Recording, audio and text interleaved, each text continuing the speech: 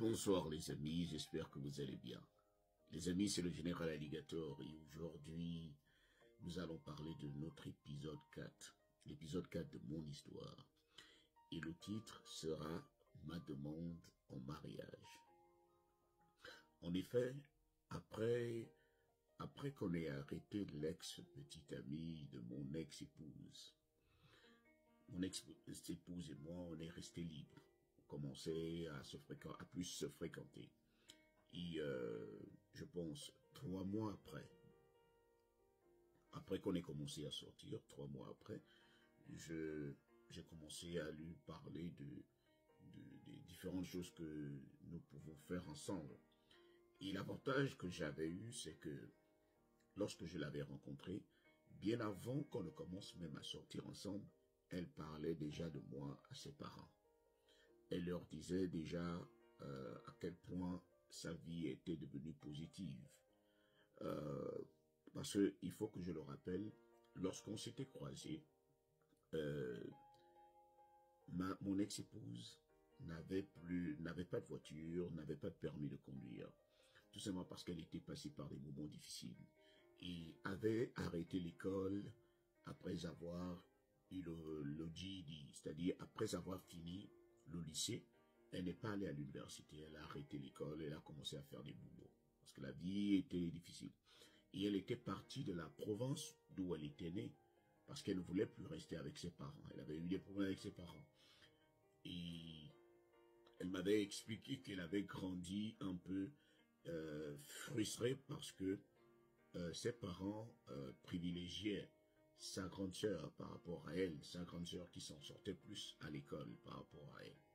Donc quand je l'avais rencontrée, elle n'allait plus à l'école. Alors, une fois on s'était rencontrés, j'ai commencé à faire en sorte que sa vie devienne meilleure. C'est-à-dire qu'elle passe son permis de conduire, qu'on s'achète une voiture. Donc, on a planifié le mariage. Aujourd'hui, nous allons parler de la demande en question. Ce jour-là, on devait se voir très tôt. Mais malheureusement, elle m'envoie un message, elle me dit je suis en train d'aider une dame là où je reste. On peut se voir en soirée. Je lui dis, il n'y a pas de souci. Cela me donnera aussi le temps. Je ne lui avais pas dit. Je dis, bon, dans mon cœur, je me suis dit, cela me donne aussi du temps d'aller dans une bijouterie, acheter une bague de fiançailles. Alors, j'arrive dans la bijouterie en question, je demande les prix, on me montre la bague en question. J'ai commencé déjà à imaginer la bague sur son doigt. Et je ne connaissais même pas comment la taille de son doigt pour que la taille de la bague. J'avais dit au bijoutier, si ça sert, on viendra élargir. Et si c'est trop grand, on viendra rétrécir. Il a dit, il n'y a pas de souci. Mais heureusement, j'avais choisi la bonne taille. Alors, 16 heures arrivent. Mon ex-épouse et moi, on se retrouve à notre meilleur endroit. L'endroit qu'on fréquentait le plus, c'était le mall. Et au mall, on allait toujours manger de la nourriture chinoise. Toujours de la nourriture chinoise. Alors, on se retrouve au mall. Elle vient, elle arrive. Et lorsqu'elle s'assoit, j'utilise la stratégie que j'ai toujours utilisée chez moi en Afrique. Une stratégie un peu alligator. C'est-à-dire, avant de faire ta demande en mariage, tu dois te rassurer qu'il n'y a pas de zone d'ombre. Que la personne avec qui tu es n'a pas fait une bêtise bien avant que tu ne prennes le risque de te marier ou bien de faire ta demande en mariage. Alors, qu'est-ce que je fais? Je commence. Ma bouille était un peu froissée. Je ne parlais pas. Il y avait déjà de la nourriture devant nous. Elle commençait à s'inquiéter. Qu'est-ce qui ne va pas, Yannick? Pourquoi tu ne parles pas? Je suis là, triste. Ma bouille un peu amarrée. Parle-moi, qu'est-ce qu'il y a? Pourquoi tu m'as fait venir ici pour que je parle seul? Après, je commence. Je la regarde. Stratégie alligator. Je lui dis, pourquoi tu m'as fait ça? Elle dit, pardon? Je dis, pourquoi tu m'as fait ça? Elle dis, qu'est-ce que j'ai fait? Je dis, après tout ce que j'ai fait pour toi, toi et moi, on s'est connus, nous tous, toi et moi, on a passé des moments difficiles pour rester ensemble.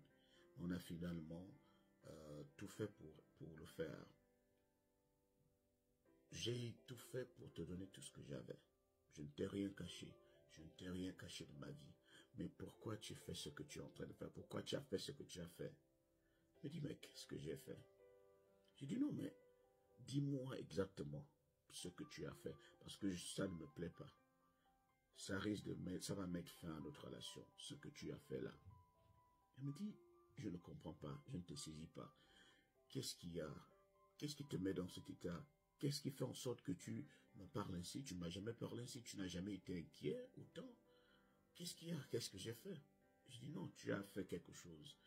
Et je suis désolé. Je ne suis pas sûr que notre relation va continuer. Elle a commencé à faire couler, les larmes ont commencé à couler. Elle a commencé à pleurer, mais qu'est-ce que j'ai fait? Pourquoi tu ne me dis pas d'abord ce que j'ai fait? Je dis non, toi dis-moi d'abord. Avant que je ne te dise, sache que je suis déjà au courant. Dis-moi avant que je ne perce, que je ne crève l'abcès. Dis-moi avant que je ne me fâche. Elle dit, je vais te dire quoi? Je ne sais pas de quoi tu parles. Je dis, pourquoi tu m'as fait ça? Elle était là en larmes. Elle dit, je ne sais pas ce que tu me reproches. Est-ce que j'ai fait quelque chose de mal? J'ai dit oui. Tu as volé mon cœur. Tu as volé mon cœur. Tu as fait en sorte que je tombe amoureux de toi. Et pourtant, au début, toi et moi, on a commencé comme des amis. Mais je ne sais pas comment mon cœur a glissé. Il est tombé entre tes mains. Je suis désolé. Brittany Hellman, acceptes-tu de m'épouser? C'est là où je sors la bague. Les larmes de tristesse se sont transformées en larmes de joie. Et en un laps de temps, elle était d'abord restée 2 minutes, elle ne parlait pas, elle me regardait, elle me dit, mais pourquoi tu m'as fait ça? J'ai failli tomber dans les pommes parce que je ne savais pas exactement ce que tu me reprochais. Donc c'était de la joie mélangée à de l'anxiété. Et c'était ce petit cocktail-là qui avait fait l'originalité de la demande en mariage. Et on a commencé à rire et à manger jusqu'à ce qu'on rentre.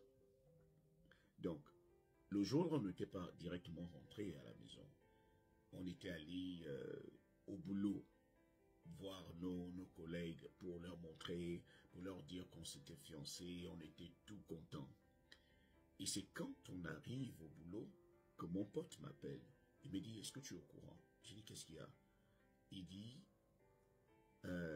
l'ex de Brittany est sorti de prison.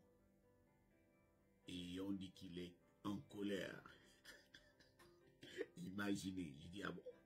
Je ne savais pas pourquoi est-ce qu'il était obligé d'arriver aujourd'hui. J'espère qu'il n'a pas senti que j'ai fait ma demande en mariage. Dans la prochaine vidéo, nous allons parler de l'arrivée de l'ex de mon ex-épouse au boulot. Furieux. Pour ceux qui ne le savent pas, les amis, je vends des pulls alligator, surtout pour les gens qui sont déjà aux États-Unis.